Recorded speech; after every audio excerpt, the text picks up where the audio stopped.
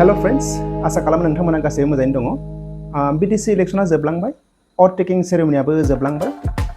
जोबोद अखा बांखानि गेजेरजोंबो खामानिया मोजाङै मोजां जाफुंलांबाय। राजखान्थिया बिदिनोसै लोगोफोर, दिनैनो राजा गाबोननो फोरजा।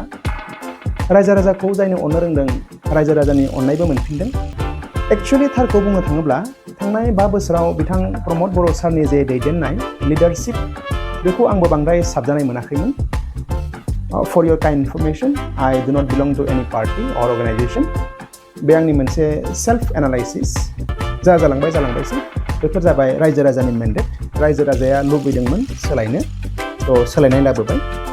आसा खालामो बिथां महिलारी सारा फैगौ 5 बोसोराव BTCआव गोजोन थासारिजों लोगोसे जौगानाय लाबोगोन।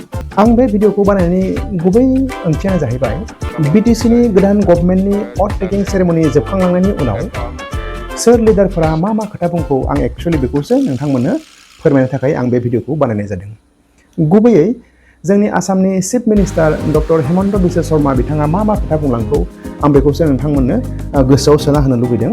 सेथि खोथाया जाहैबाय थांनाय 5 बोसोराव प्रमद बर' सारनि समाव BTCआव थानाय माखासे खामानिफोरखौ पावार एन्ड फांसनफोरखौ डिस्ट्रिक्टनि डिपुटि कमिशनारनो होनाय जादोंमोन, बिसोरनि आखायाव गथायनाय जादोंमोन। नाथाय दिनै गोदान सरकारा बै पावार एन्ड फांसनफोरखौ लाबोफिननाय जाबाय। बे पावार एन्ड फांसनखौ सोलाय सोल' खालामनो थाखाय BTC ओनसोलाव थानाय मोनफ्रोमबो डिस्ट्रिक्टनि डेपुटि कमिशनारफोरखौ अर्डार हरखाबाय होननानै बिथां CM सारा बुङो। 16টা বিভাগ ডিসি সকলক কেইটামান বিভাগ চাব দিয়া হৈছিলে। যোৱাকালি আমি ডিসি সকলক আমি অলৰেডি অৰ্ডাৰ দিছোঁ যে এতিয়াৰ পৰা ডিসি সকলে BTCৰ কাম-কাজ নাচায়।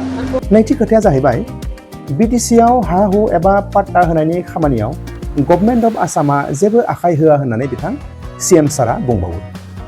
बै हा-हुनि एबा पाट्टा होनाय खामानिया गुबैयै BTC गभर्नमेन्टजोंनो मावफुंजागोन होननानैबो बिथां शर्मा सारा जोंनो फोरमायो। BTCৰ লেণ্ড সাবজেক্ট BTCৰ ওপৰত আছে। BTCৰ ভিতৰত ৰাজ্য চৰকাৰে এভিকশ্যন চলোৱাই হওক বা মাটিৰ পট্টা দিয়াই হওক, এই দুইটাত আমি কাৰিকৰী সহযোগিতাক বাদ দি আমি আন কাম নকৰোঁ। এই थामथि खोथाया जाहैबाय BTCआव अरुणोदय स्किमा सोलिबाय थागोन। অৰুণোদয় এতিয়া আমাৰ BTCৰ নতুন প্ৰশাসনৰ লগত আলোচনা কৰি তেওঁলোকৰ লগত আলোচনা কৰি আমি দিব লাগিব।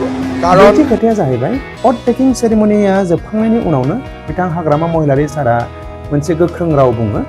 खोथाया जाहैबाय बिथां प्रमद बर' सारनि आमोलाव जायफोर साख्रियाव एपइन्टमेन्ट मोनलांबाय, बै एपइन्टमेन्टफोरनि माखासेयाव इलिगेल एपइन्टमेन्ट दङ होननानै बिथाङा अजद दैखाङो आरो बै इलिगेल एपइन्टमेन्टफोरखौ बिथाङा केन्सेल खालामजोबगोन होननानैबो बिथाङा गोख्रोङै बुङो।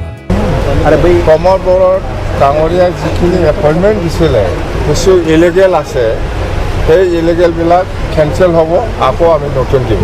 दा रायजोफोर समासो दिन्थिसिगोन बबेनि दैया बबेजों बोहैलाङो। दिनै बेखिनियानोसै, गोजोन्थों।